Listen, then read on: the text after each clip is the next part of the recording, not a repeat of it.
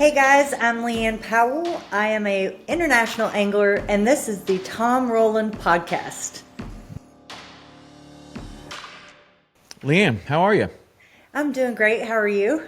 I'm great. We've been busy around here, and you've been kind of busy, setting world records, doing all kinds of stuff. Yeah, I certainly have. Yeah. So what's your fishing story? How'd you get into fishing? Oh man, that's a little bit of a loaded question.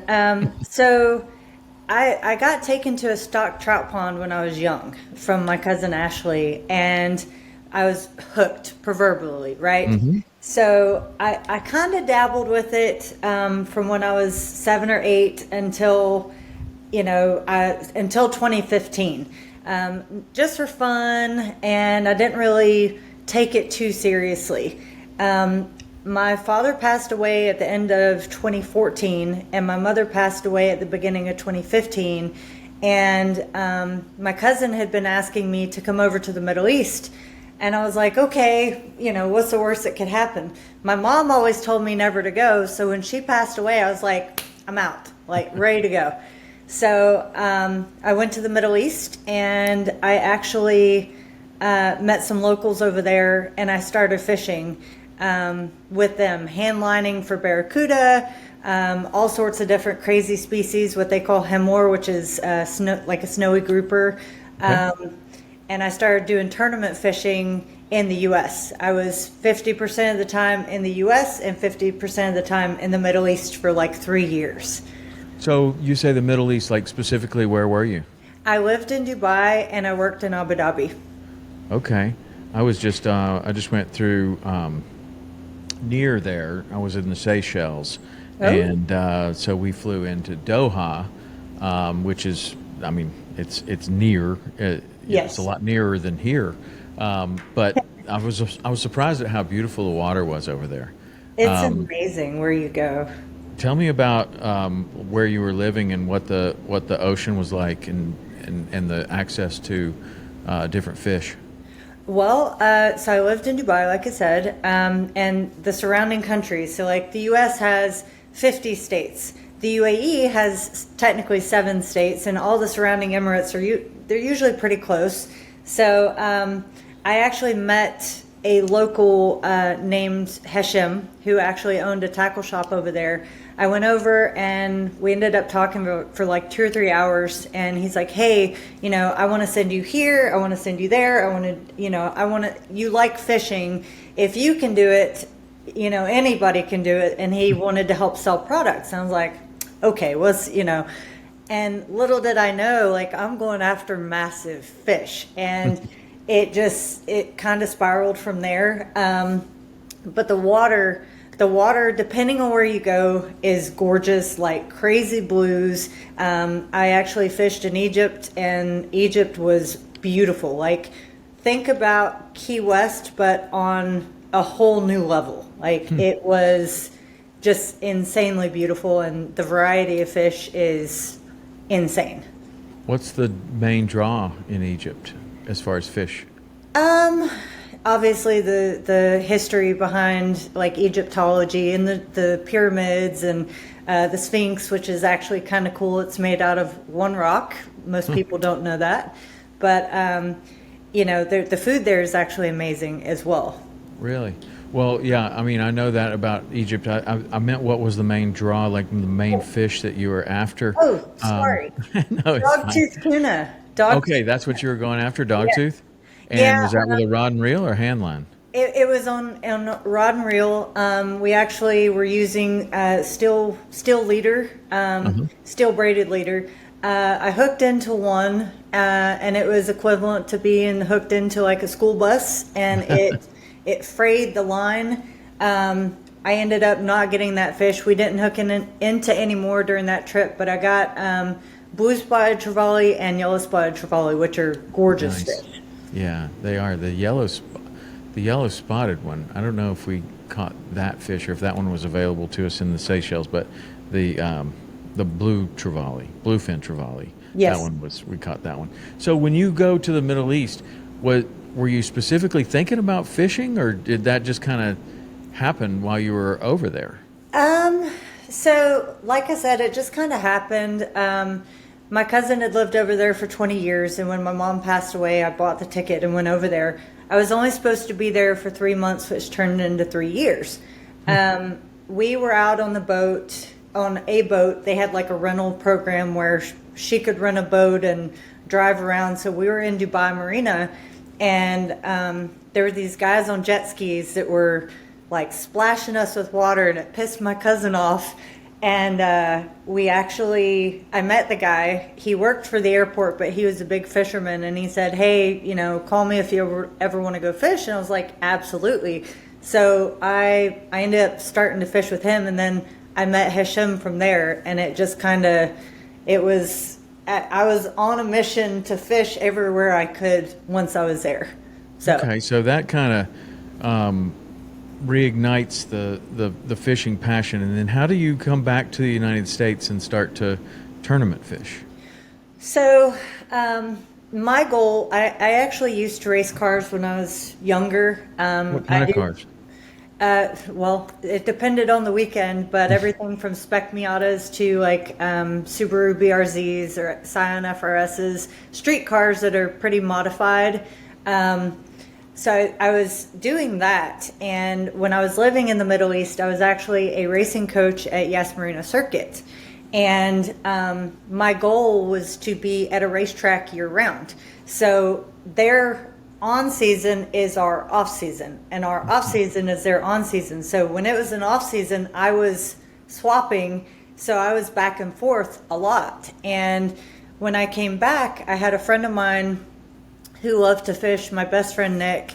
We were hobby fishing, and we ended up going to a tackle shop in Marietta, Georgia, and I met a local guy. His name was Foster Dubrock. His nickname is Cletus, and he was like, hey, you should really come tournament fishing, give it a shot. And I was like, you know what, no, because I had a mentor that told me I wasn't ready. And I was like, you know what, like, I have a natural feel for it. I'm never going to know if I'm ready unless I try. So I dove headfirst into BFLs for the Major League Fishing Series. And my first year, I think I finished like 56, which didn't put me at regionals. But the second year, I ended up going to regionals, which is a really big feat because the field at the time was well over 250 people. Wow. Yeah. And so you were doing this with your own boat or as a co-angler, or how would you do it? I was going as a co-angler because at the time, I had dabbled with fishing, and I wasn't really as into it as I am now. And I was going and fishing as a fishing new water, fishing with new people, watching their techniques, and just absorbing it like a sponge. And so I enjoyed actually fishing as a co-angler because if I could catch fish from the back of a boat behind a pro, I was doing something good. That's right. I mean, I learned a lot in a very short amount of time, and it's created a monster. Yeah, that's really cool. So when you're doing this, where does racing fit in? Like, are you still racing or? No, I'm actually doing mechanic work. I enjoy that a little bit more. It's a little more therapeutic and less political.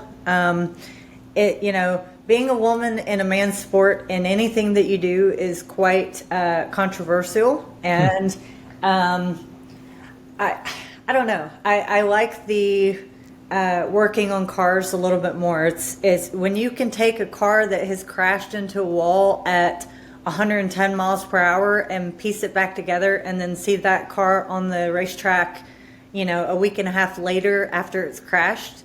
That's pretty cool.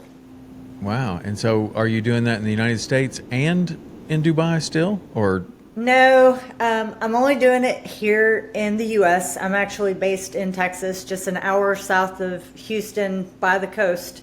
So great wade fishing here. Mm-hmm. But I'm doing that here. I actually moved back from the Middle East a few years ago because I asked if there was room to grow within the company I was working at, and they said no. So I was like, all right, I've outgrown it. Time for me to move on.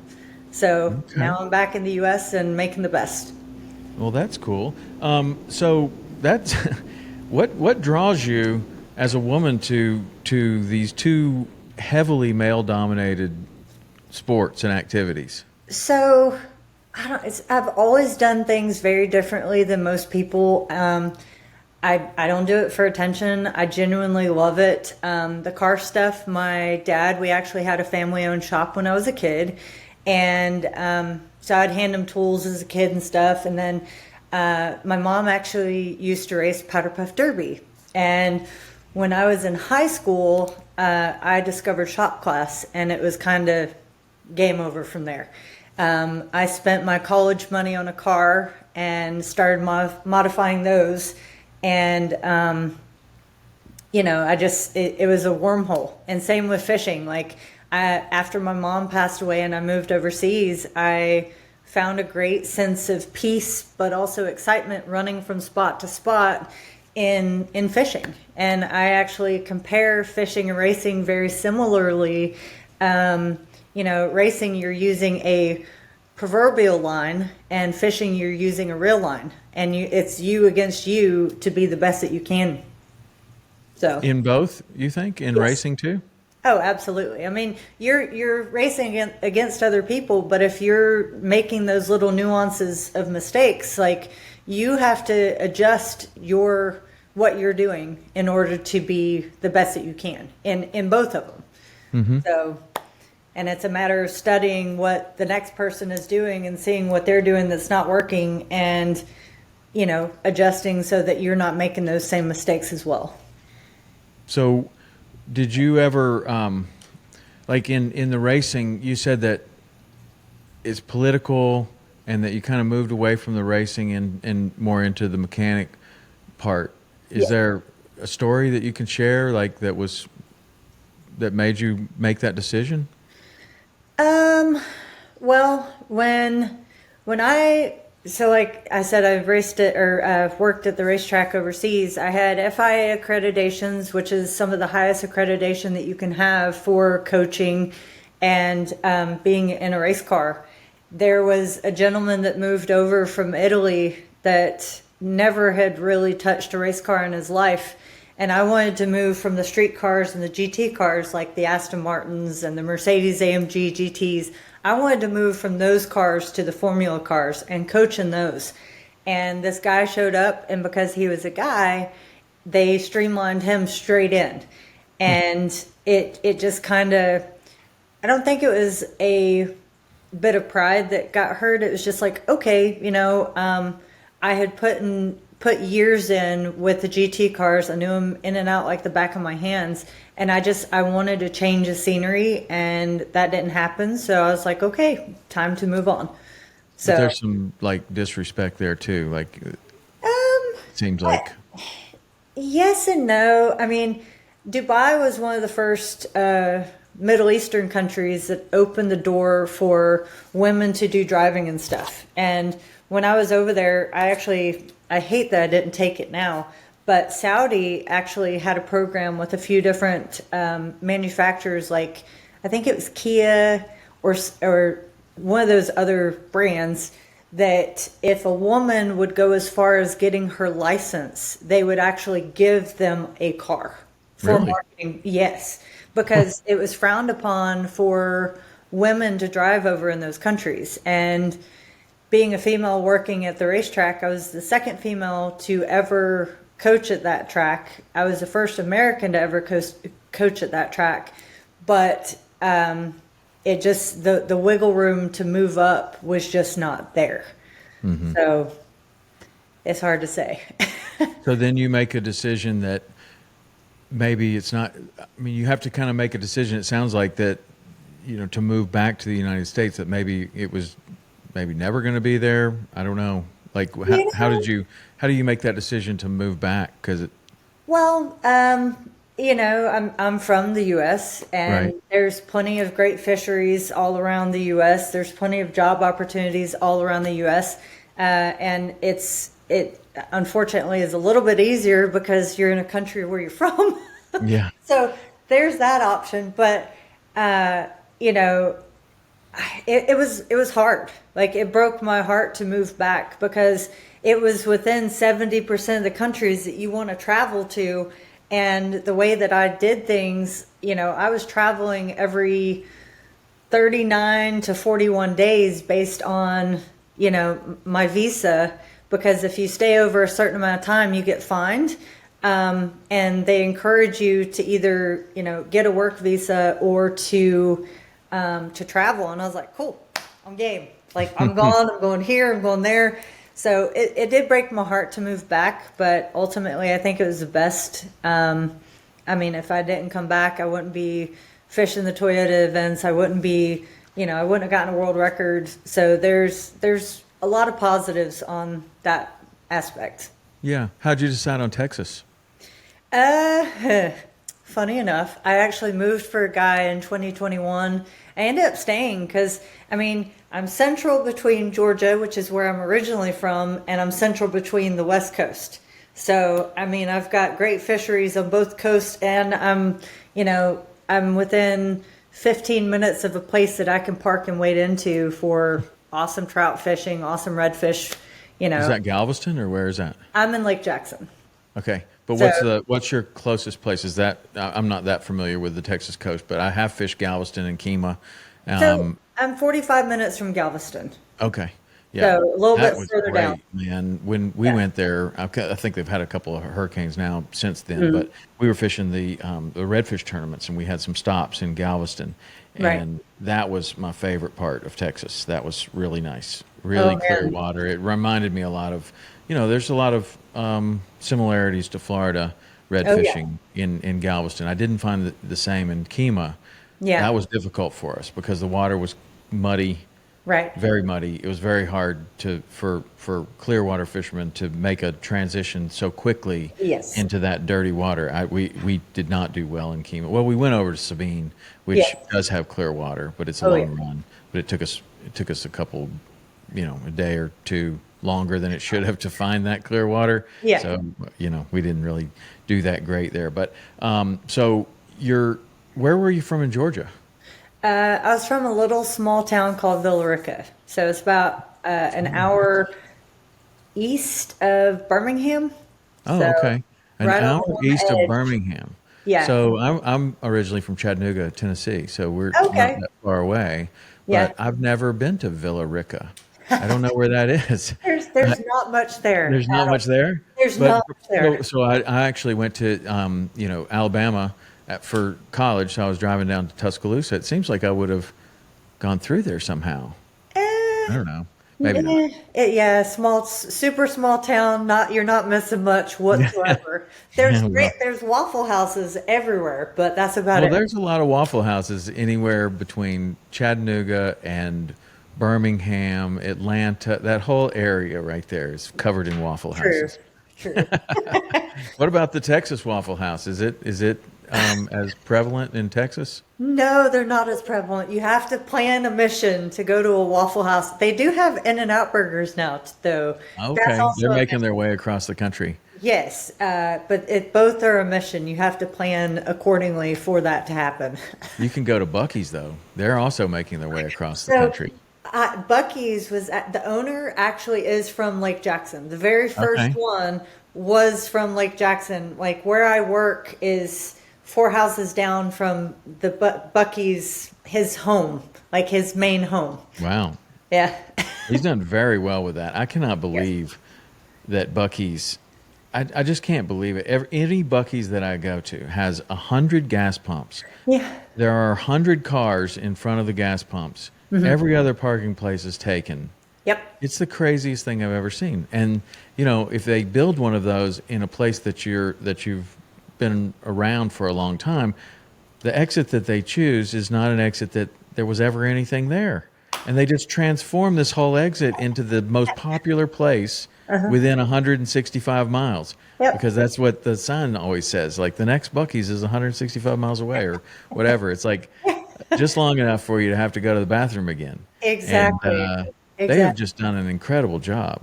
It's They should be your sponsor. It's a Walmart. You know what? So Every time I pass by that guy's house, I'm like, okay, I don't want to solicit anything, but if I did a nice little packet, I have a packet, so I could put my little packet in an envelope, but he has no mailbox, and I know that that's intentional. You're just gonna Everybody have to else has find him. mailbox. You're gonna have to find him. Maybe he's out. He'll be on the pond, on the local pond, Yeah. or something. I don't know, but that would they do an incredible job. I've never seen anything quite like It's a buckets. Walmart for gas stations. Well, I always thought it was kind of like a Walmart, a Cracker Barrel, Yes. and whatever the biggest gas station you've ever seen is. Yeah. Like it's amazing, but I don't know. I mean, those places are incredible. So now you're in Texas. You're fishing the tournaments that you are fishing today. What are those? Are they MLF? So I've been fishing. So last year I fished the PRL Ladies Division, the Professional Redfish League. I fished the Legends and Lace, which is the Saltwater Legend Series for ladies. And I also fished the Toyotas and the BFLs. This year I have fished a few Toyotas. I've fished the Legends and Lace already. PRLs are out for ladies, which is unfortunate. But I'm trying to navigate. This year is a turning point because I'm working to be on the boater side of things for 2026.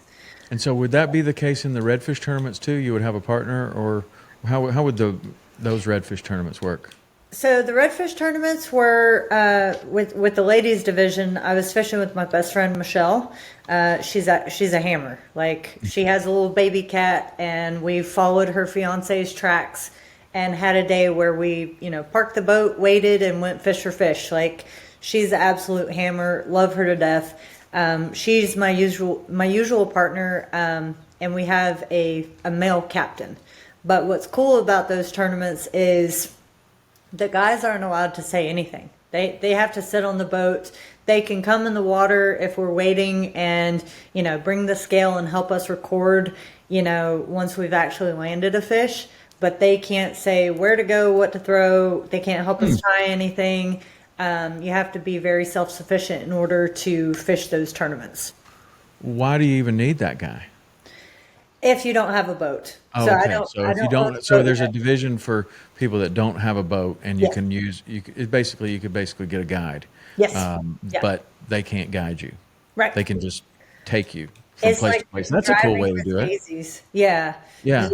So. And so now this is a big change to go to the boaters division, and that will be in the bass tournaments and in the saltwater tournaments. So that's where I'm struggling. I love both equally. I think I like the bass side a little bit more simply because trout fishing and redfish, you can throw one lure the entire day and they'll chew it. You might have to change the color variation of that lure, but you're going to be throwing majority of the time the same lure throughout the day. With bass, they will shut off on, if you're throwing a top water, say you're throwing a spook. They might not eat a spook, but they might eat, a whopper plopper. So it just depends. Bass are so much more of a challenge, I think, and I like that aspect. So when are you getting your boat? I don't know yet. So a friend of mine, he was working in the automotive industry, and he swapped over to a seat manufacturer, and he said that they will be helping with that transition. So it will be the next few months. That way it gives me enough time to really get on the water, really get, driving a boat's easy. I enjoy it. Kind of similar like tuning a race car. You got to trim your tabs and all the things. Mm-hmm. So, I just want to be able to have a little bit of time to have the seat time before, I'm in competition next year. Right. So, well, I would imagine if you can drive a race car, then, a bass tournament, redfish tournaments, that's one of the things that I always liked about the tournaments and always disliked about them too. I mean, you like it and you also don't like it, but it starts with a boat race. Right. And That can be fun, and it can also be very nerve-wracking. Yes. It can be really fun if you've got the fastest boat, but you Right. have to know where to go. Right. And sometimes you're just racing, you know, or some people are just going fast and they don't necessarily have the right spot. Right. You need to have Well, the right spot. the downside with the red fishing and stuff, and even the trout fishing, is majority of the time those fish are going to be in one concentrated area. So, like you said, it is a major race to those areas in Hmm. particular because, shoot, some of these guys, I don't know if you've seen it, the Simmons with like two 450s on the back, two Yeah. 450Rs, and you're like, what is even happening right now? Yeah. It's So crazy. fast. Yeah. So Oh yeah. fast. So fast. Yeah. So the tournaments are one thing, but then I mean, one of the reasons why we're talking here is because of this world record that you caught. So where do the world records fit into this whole story of fishing? How do you, I mean, it's one thing to fish in tournaments and it's another thing to, be fishing internationally. It's another thing entirely to be going after world records and specifically for largemouth bass world records, which is arguably the most competitive of all of them. Yeah. So how do you start doing that? Um, so actually, the world record was kind of an accident. Um, my buddy Dalton Smith's guide service, he actually called and he said, "Hey, I've got a few free days. You want to come up?" And I was like, "Okay, cool." Like, I'm not focused on pre-fishing. There's no money on the line. Like, I can just relax and have a really good, fun fishing day. And I didn't even have to take my own gear, which was kind of frustrating when you're fishing with somebody else's gear, but I adapt well, so whatever. So I ended up going up there. The first day that we were out, it was pretty windy. And Now, is this in Texas? I'm sorry to interrupt you, but yes, okay. yes, sorry. OHIV, which is, deemed one of the best bass fishing lakes in the country. So it's the OHIV, which is kind of close to Dallas, Fort Worth. So I went up there, and first day it was remarkably windy. And he's like, "We can go upriver and fish." And I was like, "Cool." Going upriver was equivalent to maybe fishing like California vegetation. You've got pretty steep rock walls and, rock mounds and all these other things. And so we would fish that area and it was like, boom, 3-pounder, boom, 3-pounder. Ridiculous. Like it one after another almost. And we went in for lunch and we're like, okay, game plan, change of plans. We're going to go fish Main River or Main Lake or whatever. We're like, okay. He had me throwing a 10-foot telescoping rod, deep cranking till my shoulder about fell off. And I was like, sounds good. So when I go to hang it up, I was like, all right, I can't throw this thing anymore. I gave it to him. He throws out, gets, boom, 7.5. And I was like, okay. He's like, throw in there. So I did. So deep cranking, line goes spongy, and I was grinding it up, and then it got heavy, and I was like, oh shit, I got a fish, excuse my language. And so it was a 1058. So that evening Wow. I got a 1058, which was my first double digit. And everybody on the lake, they knew about it, unfortunately. So it was amazing. And then the next morning we decided to still go and fish the main lake because the winds had laid down quite a bit. And we were fishing in what they call salt trees, which are like, imagine like really skinny trees, but tons of them. Mm-hmm. So we're fishing in salt trees, and Dalton's on the back of the boat fiddling with something, and I was live scoping. I was trying to play with it, and I had dropped a bait down. Like I cast it way out, dropped it down. You could see the sonar or whatever, and this fish, she nosed down on it. And he told me, whatever you do, don't open the bail and let the bait fall back down. So he said, just steady retrieve, pull it up. And I was like, okay. The fish nosed down on it. She's like, nope, not having that. And I was like, screw it, because I had gotten it probably that far off the bottom. I opened the bail back up, let the bait fall back down. She turned like that, nose back down on it, and I felt just the smallest tick you ever want to feel in your life, and I just leaned into her. I didn't even like give her the beans because I didn't know how big of a fish it was, and I didn't know exactly how crazy the bottom was. So I just pressure set it, and it was on. And I was like, Dalton, pretty sure I'm on right now. And he comes up to the front. He's like, mind you, I'm using this like really old spinning setup with 10-pound line. And he goes up and he's looking at the live scope and he's like, dude, he's like, you need to look at the live scope. He's like, you've got a wolf pack following your fish. He's like, this is crazy. And I was like, I can't not I couldn't stop looking at the rod tip because every time she got close to the boat, she would dredge back down. And I was like, it was intense because I was having to loosen and tighten the drag to control her. But it was 45 foot from the boat, 15 foot down in these salt trees. She could have taken off left. She could have taken off right, but she didn't, thank God. And I eventually got her in the boat. And when we got her on the deck, the bait just fell out because she had dredged a hole, and she was the 12th. So it was the craziest fight that I've had with a fish. Like physically, I got sick from it, which was 10 out of 10 would do it again. Wow. And so how did you know that this was a record? What do you do at that point?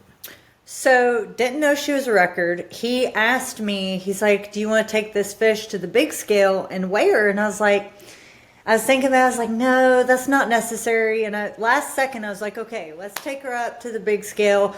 We put her in a live bag and then took her inside, did a dry weight the dry weight, put her back in the live well, and then took her back, dropped the boat back in and released her.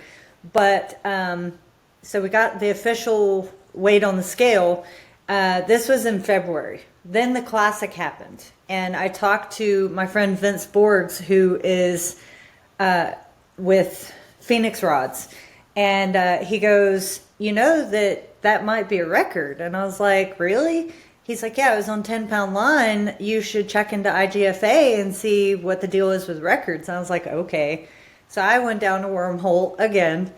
And the previous record was like nine pounds. So I beat it by a long shot. But it was pretty in-depth. So the paperwork was very long. I had to send in 20 foot of line for them to test the structural integrity of the line to see which it was 10-pound Seeger red label. And because it tested so high into the middle 11-pound range, by default, they bumped me to the 12-pound line class. So it was very in-depth and months worth of waiting for them because it has to actually go through, I want to say between 5 to 10 people's hands for them to certify it as a world record. Mm-hmm. So, and it's international who they have to send it to, and they check all the paperwork and it has to be signed off, and it's pretty intense. Yeah. So, sometimes if it bumps up like that and then the other record is bigger or smaller or whatever, it doesn't, you might have set the 10-pound record, but then if it bumps up, because the line over tests, and then it might not qualify for that other record. So, just because it's lighter line doesn't necessarily mean that the fit, as you're learning. But so how will that change if you go to other records? What did you learn there? Because the record thing can get really, like there's a lot of technical information on knots and the type of line and all the different things that you use. And I'm sure that you're already interested in learning those things, but I'm just wondering, like, as you have one that overtests and it's still qualified. Yes. You probably learned a lot about, okay, next time I'm going to do this, and this. They look at everything. They look at what rod you used, what reel you used. They wanted photos of the exact baits and like full setup of the lure and everything.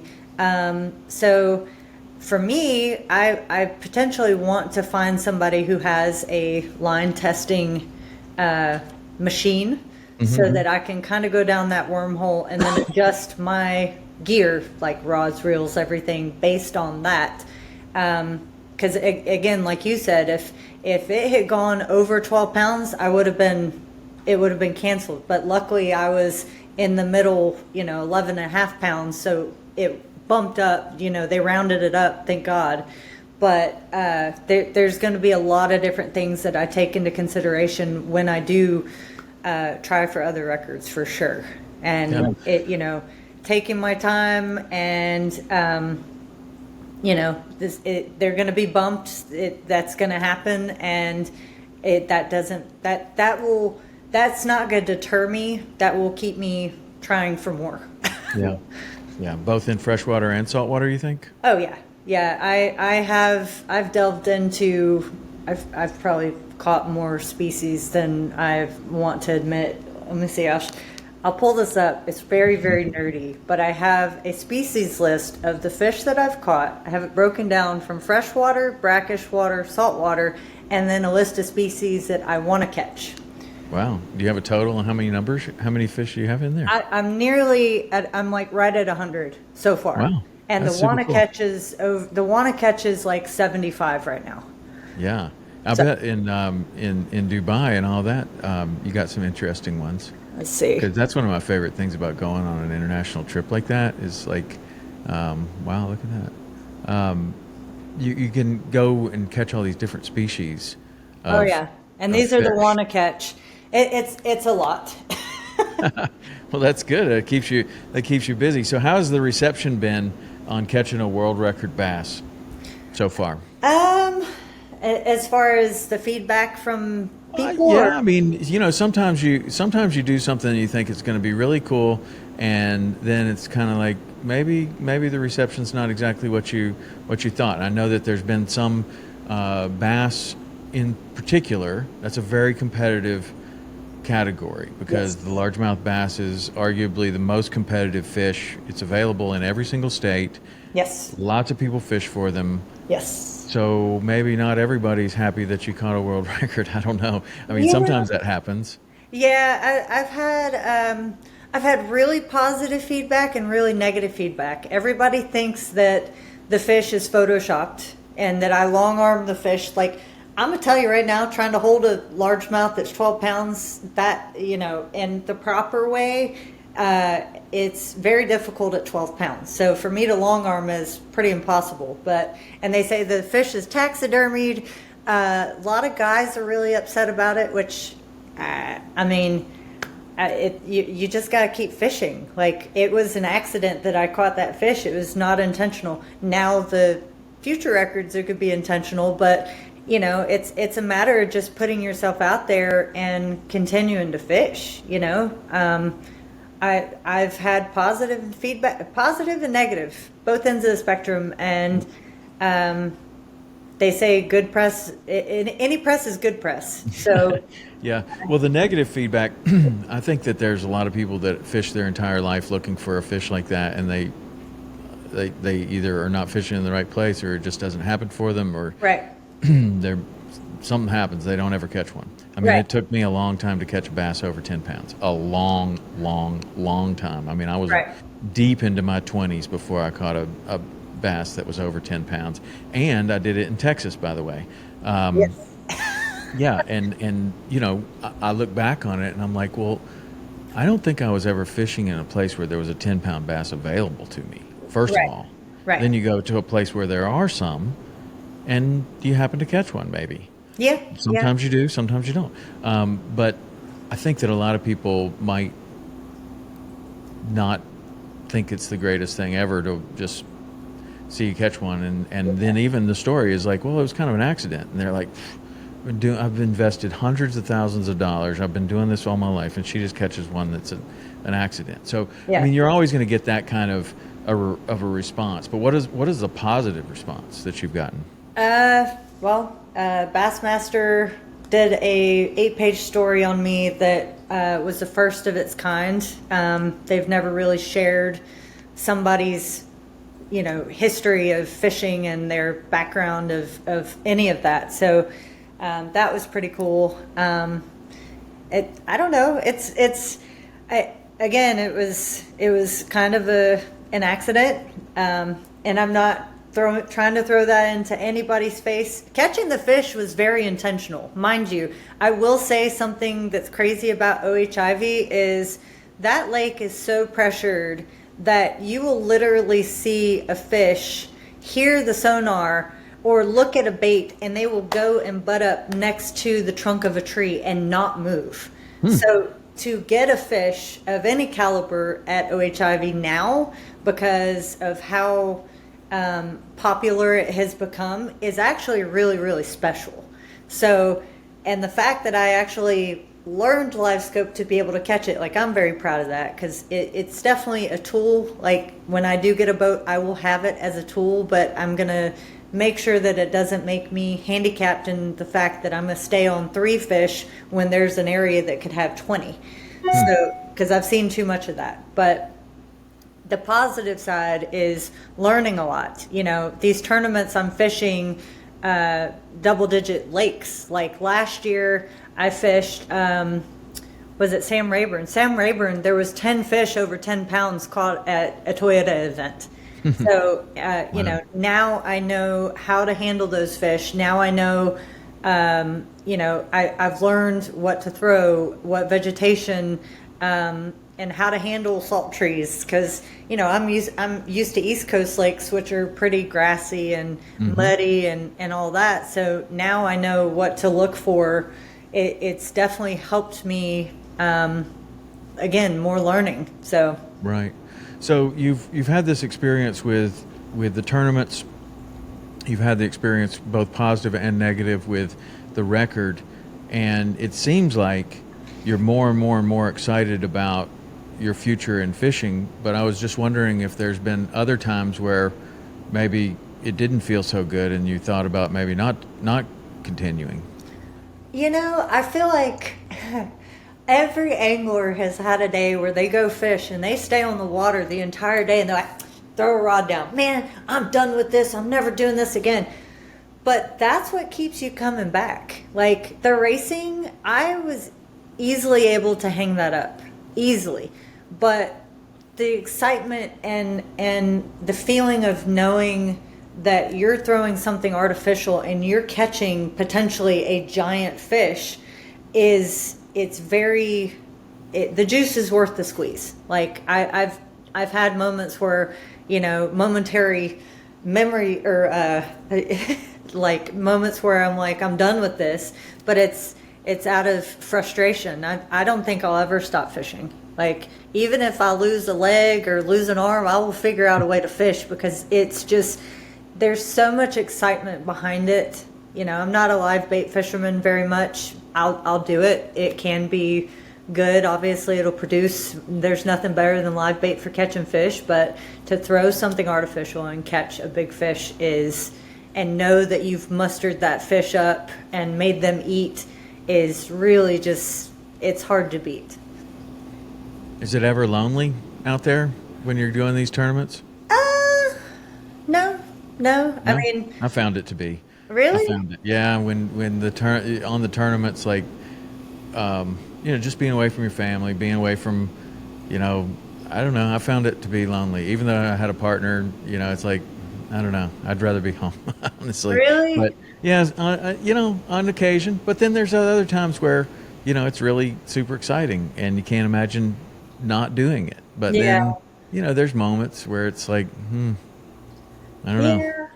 That's why a lot of the guys, they take their girlfriends on like their cross country journeys or whatever. But it's like, you know what? I have dated both ends of the spectrum, guys who don't fish, which does not work, and guys that do fish, which is fantastic. But also, you know, like they're fishing tournaments, and it's like, it's hard for me to go and attend a tournament when I want to be fishing, you know? Mm-hmm. So, yeah. Like, I'm supportive, but it's like, man, I want to be out there too. Come on. I know that I can catch them. So yeah, for sure. I get it. Yeah, there is moments where, like the last Toyota event that I did, I struggled. The first day that I had, the guy that I drew had been out of the circuit for 14 years, okay? He was practicing live scope to stay relevant during the tournament. And he's like, oh, we're on fish, but they're not the right fish. I said, so move, like leave. And that in that moment, I was like, I just wanted to be done with the tournament and go home. Like, and those moments, they're kind of few and far between because I like the competition aspect, but it can make you feel really discouraged and just want to be completely out of it. So Yeah. And but then there's the control aspect of, like, if it's not your boat and you're not the one making the call, I would think that that's where, as you get more and more into it, you would really, really be moving towards having your own boat and making the own call, even if it's the wrong call, right? Yes, Like 100%. Yeah. Yeah. But so what does that look like as you start to do this? Like, how do you think that you'll kind of make will it be baby steps, or you jump right in the deep end? I feel like I might do baby steps as far as like fishing Toyotas before going to, any major events, just to know that I have it. But and you obviously have to qualify for some of those series that I want to do. So I think it's going to be minor baby steps. Mm-hmm.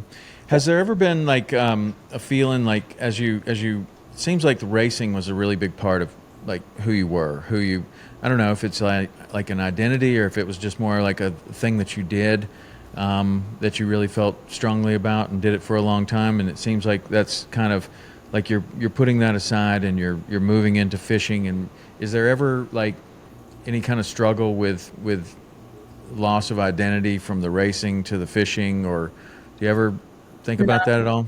No, I mean, racing will always be a part of me. Well, that's interesting that you show me that. I was going to ask you about your tattoos. I got you have interesting tattoos on your palms. Yeah. What are those? So turbo, and then a 5-speed pattern.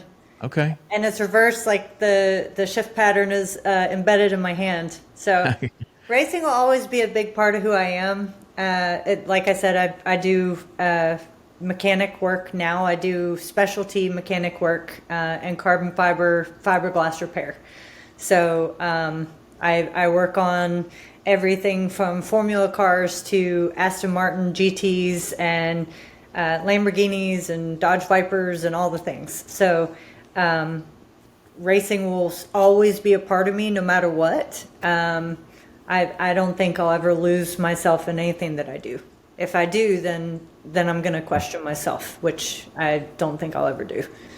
Yeah. What about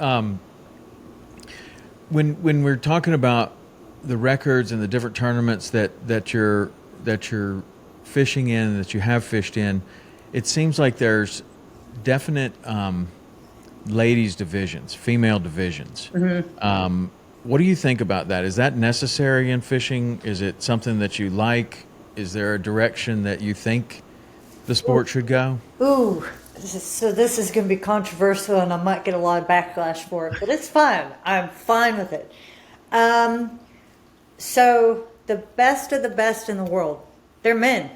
I don't need to handicap myself in order to be the best. Like the regionals that I went to, I was the only girl in that region to go to regionals, and I was fishing against all men. I was the only woman in my, trail, or I forget what they call them. They're regions or groups, or I forget. But, I'm firm in believing, yes, I've fished women's tournaments. Certain ones I will fish because they have major scrutiny as far as how they handle the tournaments, what the guys are able to tell you, not able to tell you. Being self-sufficient, those things matter to me. I have fished those. Personally, I like to fish against the guys because the only way I'm going to get better is to be fishing against the best of the best. And there is ladies only tournament trails, and I hate to say it, but and again, I'm going to get a lot of backlash for it, and I know that it's going to be really bad. But those women don't want to be around men. Interesting. Just outside looking in, just for unsaid reasons, outside looking in, I don't, some of the groups are very good. They have a lot of great recognition, but when I go into it, I'm not going to specifically fish against women because I want to be fishing against the best of the best. That's the only way I'm going to level up. Where does the sponsorship and the money line up between the two? Women's tournaments, men's tournaments? They might actually pay more because it's a women's tournament to try and encourage more women to fish. I don't really know. Maybe, but I don't, and if that hurts me, then that's fine. But I want to be able to represent at a level of walking across the stage at the Classic. Like you can't do that in those other tournaments. There's not a stepping stone to be able to get up to there. Yes, you're fishing against the other women. You might be able to go into other tournament trails, but unless you're fishing against the best of the best, I don't know if there's room to grow. And that might interesting. It's interesting like that because I don't know that much about bass fishing, but I do like Mike Iaconelli's been on this show a couple times, and I really like his story because he's awesome. He was a federation fisherman, right? Oh, wow. So he worked his way up through the federation and earned a spot. Yes. It seems like that would be a very good thing for them to provide that pathway for women's tournaments. Like if you win all these women's tournaments, you could earn a spot just like you could if you did it in the federation. Which, of course, you could do that as a woman in the Federation and earn a spot the same way. Right. I'm just, like, if they're trying to encourage more women to fish, it seems like that would be a way that you might do it. Like, there's another path just to go to the Super Bowl, right? Like, that's the biggest part of fishing in freshwater is the Bassmaster Classic. I guess there's some other ones now, but if there was a stepping stone like that, then it would definitely be worth considering. But I don't think again, I haven't done research on the women's tournaments for bass fishing, but I don't think there's a stepping stone like that presently.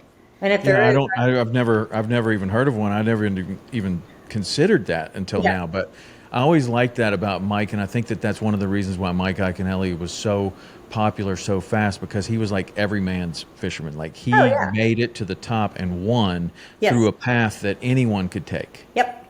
And that was one of the coolest things about him. And then he stayed on top. Yes. And I mean, he's just a cool guy. I like him. Have you ever met him? Yes, I have. He's awesome. Yeah, he's a good guy. As a hammer. Yeah, for sure. So, so what happens now? You're gonna get your boat. You're going to fish in more of these tournaments, or is it more records that you're interested in? So the plan is get the boat, potentially work on records while I'm breaking in the boat, while I'm getting familiarized with having my own seat, I feel like that's going to be the stepping stone for me. And then, like I said, potentially do Toyotas. I've considered, before I got on the podcast today, like Major League Fishing sent an email and asked, how do you feel? Are you planning on fishing the BFLs this year? And I was like, no, because the payouts aren't high enough.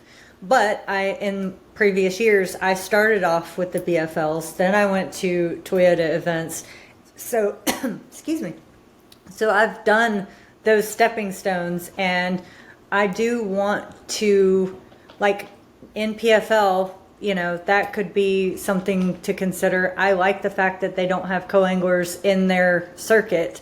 In the survey, they asked, if you plan on being a co-angler or being a boater. And I said, in the past, I've, been a co-angler, but, doing the boater side now because the co-angler side is difficult. Mm-hmm. And, I feel like if the co-angler side was how it used to be when I first started, I would probably stay in that at least 1 or 2 more years. Well, what's the difference? Explain what the difference is between when you started and now. When I started, forward-facing sonar didn't really exist. Oh.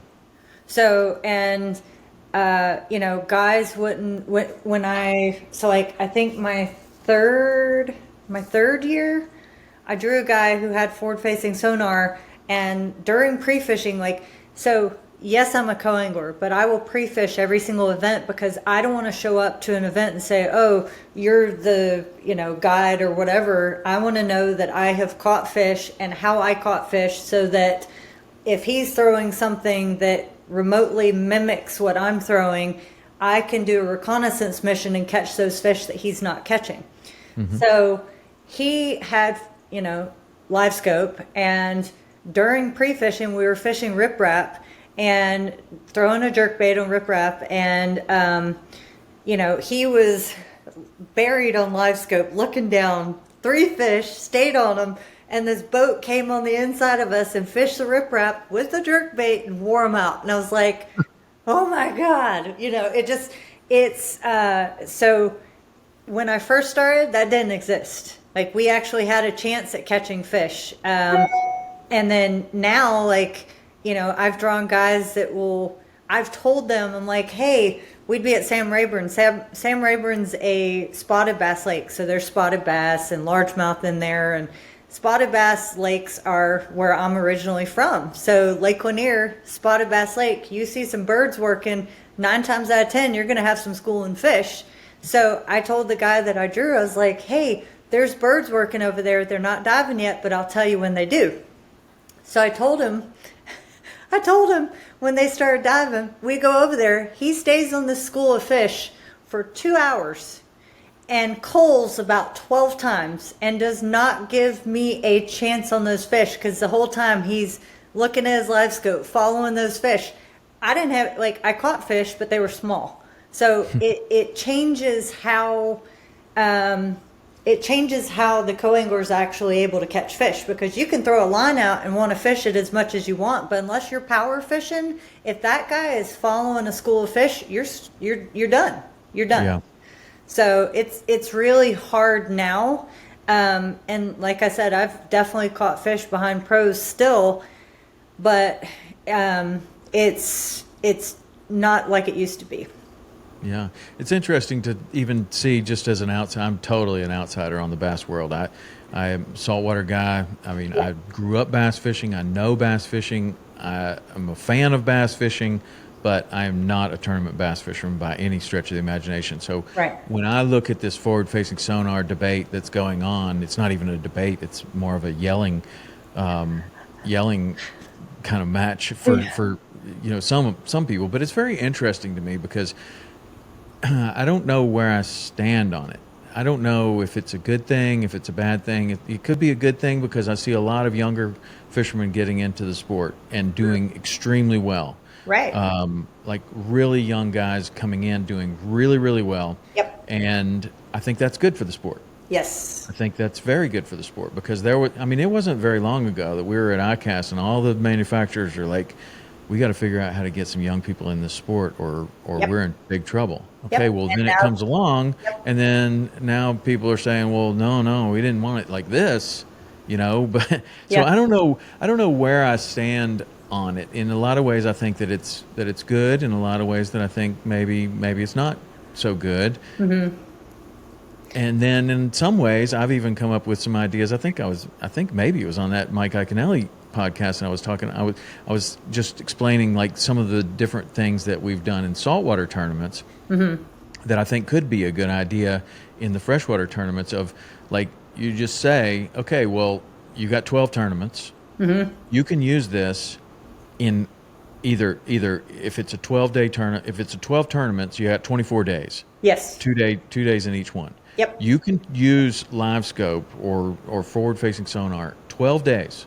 Mm-hmm. You can use it in 12 tournament or in 6 tournaments for 2 days, or you could use it in 24 tournaments 1 day, or you could do any combination of those. Right. But when you do something like that, the strategy gets really, really good because people will choose not to use it on this particular lake because they feel like they don't necessarily need it, or they will go and they'll think, okay, well, I do need it here.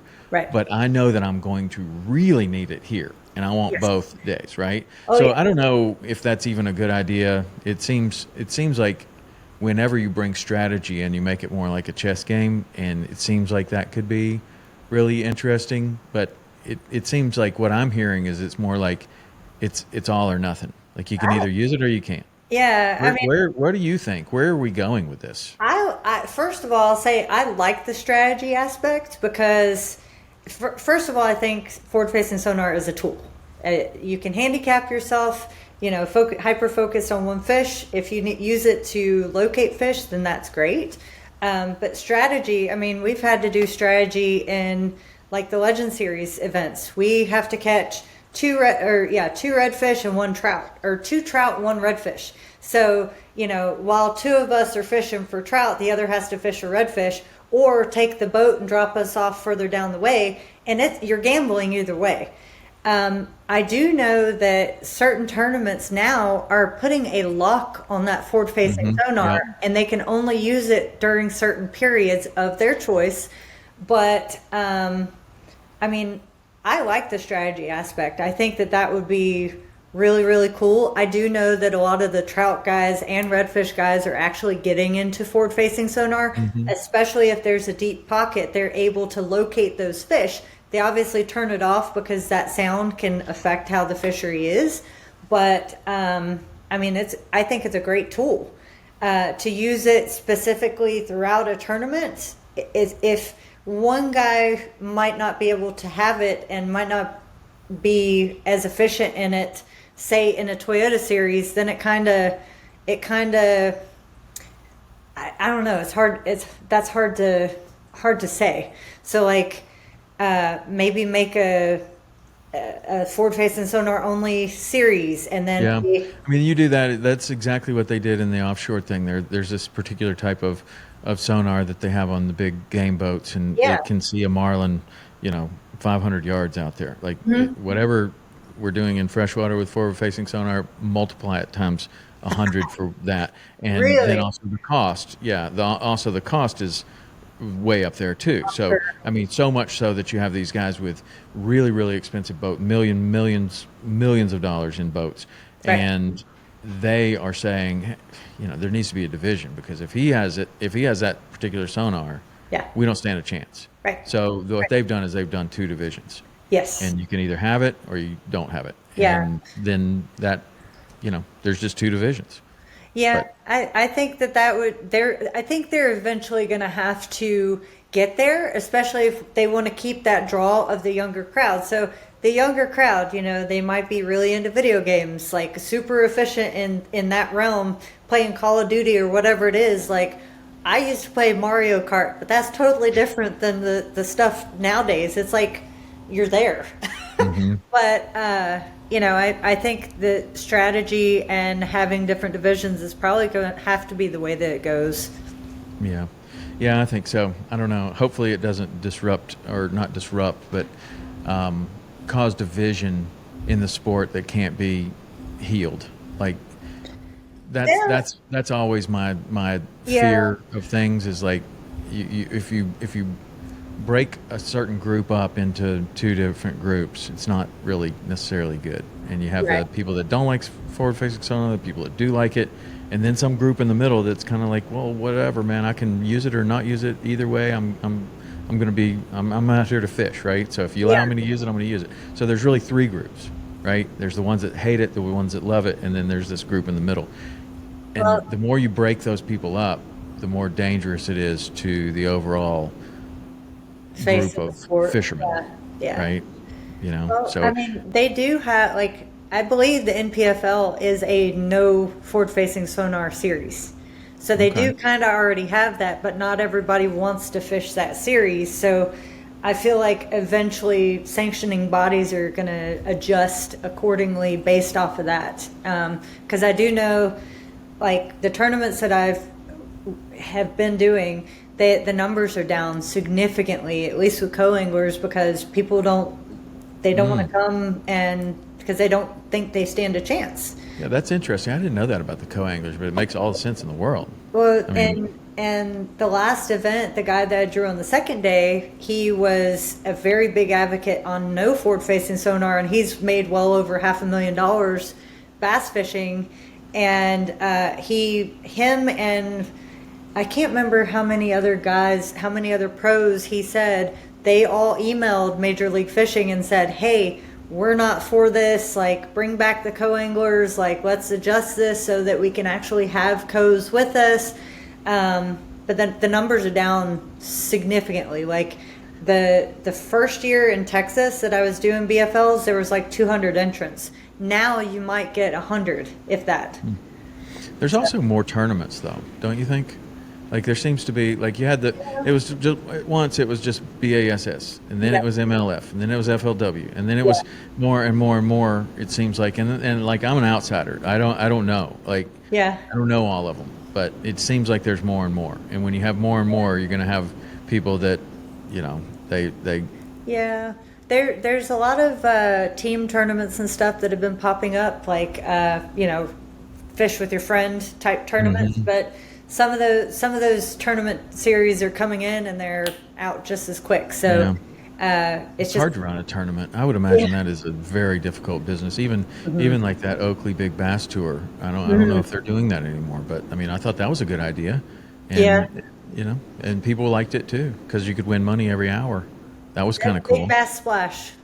Okay, so I mean, they have a similar format, or maybe it's even an offshoot of what that once was. Every hour, and there's like a $300,000+ main winnings, which that tournament majority of the time is won in the first hour because there's so many boats on the lake that every fish will hide. But that's interesting. All right, well, let me wrap this up with a few questions for you. So we're definitely not finished by any stretch of the imagination, but one of the things that you mentioned was that you lost your parents in 2015, and then fishing became really, really important to you. Yes. What was it about fishing, or I guess what I would ask is that lots of people go through hard times. And on this show, we've talked to a lot of people that have found kind of a solace in fishing. Yes. But what is it? Is it that you just need to find something, or is there something special about fishing that can help someone get through a hard time like that? So first of all, I've taken friends fishing who, when they go fishing, they're like, oh my God, I understand the draw, because you get those beautiful sunrises and beautiful sunsets. So you have a lot of peace in your surroundings, first of all. Second of all, it gives you something else to focus on instead of pain. And the way I've described it is I've turned my pain into passion. I've been able to delve into something that brings me a lot of joy and also a lot of comfort in what I'm doing. And so what kind of advice would you give to somebody that is going through a hard time? Is just to find something like that? Maybe it's fishing, maybe it's something else, or would you have other advice? My advice would be find something that you're passionate about and become the best that you can be within that passion. Learn everything that you can about it, become a sponge and soak up everything you can, and then apply what you've learned and, you know, put it into what you're passionate about. And if you were to give advice to, let's just say a young lady who is interested in fishing, maybe, I don't know. I would think that fishing could seem a little bit intimidating to a young woman. I don't know if it does. I'm not a young woman. Yeah. So what would you tell that person? Who you go with fishing the first time definitely can make or break your experience. If you have somebody that you're with that is impatient, it could not go so well. But if you find yourself wanting to go with somebody who is very passionate about, who likes to teach and who wants to help you have the best experience that you can. And my advice also is to just keep fishing. Like you don't know if you're going to be successful or not until you try. And me personally, for every no that I've been told has eventually turned into a yes. So you just got to put your head down and roll with the punches. Every no you've ever been told eventually turns into a yes. Tell me more about that. So for 10 no's, I'll get a yes. So it's like you don't know until you try, right? And approaching companies for sponsorships or stuff like that, or even talking to people about fishing tournaments or fishing with them during tournaments and stuff, you could get turned away. And if you get turned away, don't let that discourage you in your pursuit of what you're passionate about. And if you were to go to offer that advice that you just did, is there a particular type of fishing that you think is best for somebody that is just wanting to try it out? Like, should they go offshore, inshore, freshwater, saltwater? What do you think? I'd say probably freshwater. I saw the show with the young man who caught the sunfish, and I was like, oh my God, I love him. He's so great. Everybody loves him. He's so great. His hair is majestic, and I love him. He's so great. But I mean, so it's easy to go get you a tiny hook with a worm, a night crawler, throw it out, and catch you some sunfish. I mean, freshwater usually, if I have a rough day saltwater fishing, I will go freshwater fishing, and I will catch a bass pretty much every single time, and it's like a reassurance for me. So my suggestion is freshwater first, 100%. Great. And then as you're kind of establishing your place here, you got a world record, you're fishing in these tournaments. One of these days you're probably going to win one of these tournaments. Mm-hmm. What do you want your legacy to be, and when you're done with fishing? Wow, that is a very tough question. My legacy, I want to encourage more people to fish and to get out and do what they're passionate about. I do a lot of volunteer work. I like to give back to my community. I want to be known for helping mold people who thought that they couldn't do something and help them do it. So do you think that if you want to help people who think that they can't do something and help them to do it, is fishing a good tool for that? Or is that what you want to show them that they can do? Or is that just, you know what I'm saying? Is fishing just a tool, or are you trying to teach people how to fish? No, fishing is a tool for the bigger picture. I think that I have some game plans for a much, much bigger picture. But I want people to be able to put their all into what they're passionate about and become successful at that. That's ultimately what I want to show, if that makes sense. So can you connect? Do you see that the bigger picture is connecting with them through fishing, or? Yes. Yeah, to encourage people, regardless if they like fishing or not, to take somebody out who's never caught a fish before and put them on fish. And they're like, wow, this was so much fun. Da, da, da. I don't really like this, but I'm like, okay, so take what you're passionate about and just put your all into it, and eventually you'll be successful. You got to take every step that you might fumble and put that towards, building up. You're building up to what your ultimate goal is. I had a guy on the podcast recently, Ryan Johnson, and he has a foundation, I guess you would call it, Cast Hope. You should look into that. Okay. It's similar. I think that maybe I don't know. I think that it's aligning with a lot of the things that you're talking about. Certainly, even if you just look at it as an inspiration for something that you want to do later, but you might want to get involved in something like that. It seemed like a really, really great thing. Mostly California-based, but interesting. I work with, I was going to say, I work with the Texas Parks and Wildlife here and the CCA with Special Olympics and all of that, helping kids with the tournaments here at the local fishery, the hatchery. So it's a lot of fun. Texas has done such a great job with their bass, that what do they call it? ShareLunker? ShareLunker program, yes. Yeah. And do you think that's, I mean, so when you catch a really big fish, like the one that you caught, you just released it back into the same lake that you caught it on, but Yes. there is an opportunity to put that fish into a program, right? Yeah, anything over 13 pounds, the ShareLunker program will come. They bring their truck that has a live well and they take it to their facility. Those 13 pounders then become the brooders. So they help form and reproduce fish to be able to stock different lakes with those big fish. Wow. They've actually, Texas has worked with the North and Florida to get an F1 strain, which is what the world record fish was. So it's a northern strain and a Florida strain together to create an F1 strain bass.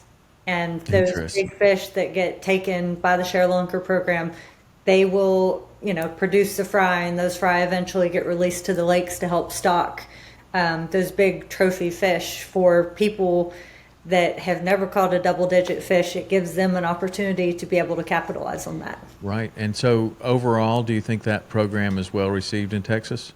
Oh yeah, absolutely. I feel like it is. And if people don't receive it well, I think that's kind of crazy because it's, Well, you catch a 13-pounder in your lake, and you're going to take that fish out and give it to, the state, and it may never reappear in your lake. I could see how some people might be like, I don't know, I'm only going to fish here. They put that fish back in the lake it came from. Oh, they do? Yes. Oh, good. Well, wherever the fish is pulled from, they put that fish back in its home waters once they've taken it to get the brooding done. So. Understood. Well, that makes all the sense in the world. That I would think that there would be they've left no reason for anybody to not like the program. Yeah, I agree. Right? Yeah. Yeah. Well, that's cool. Well, it's been really great to get to know you and hear your story. Congratulations on your world record bass and the tournaments and your new boat. You got all kinds of things getting ready to happen. Thank you. When you win your first tournament, I want you to come back and tell us that story, okay? You got it. I can do that. All right. Thanks for coming on. We really appreciate it. And we will be in touch with some things that you can share on your social media. Okay, great. Thank you so much. I really appreciate you having me. You bet. Thank you. We'll be back with another great guest, just like Leanne, next week. So come back and check it out. If you like this, please share it with other people that might find it to be inspirational or just awesome. All right. Thanks. We'll see you later.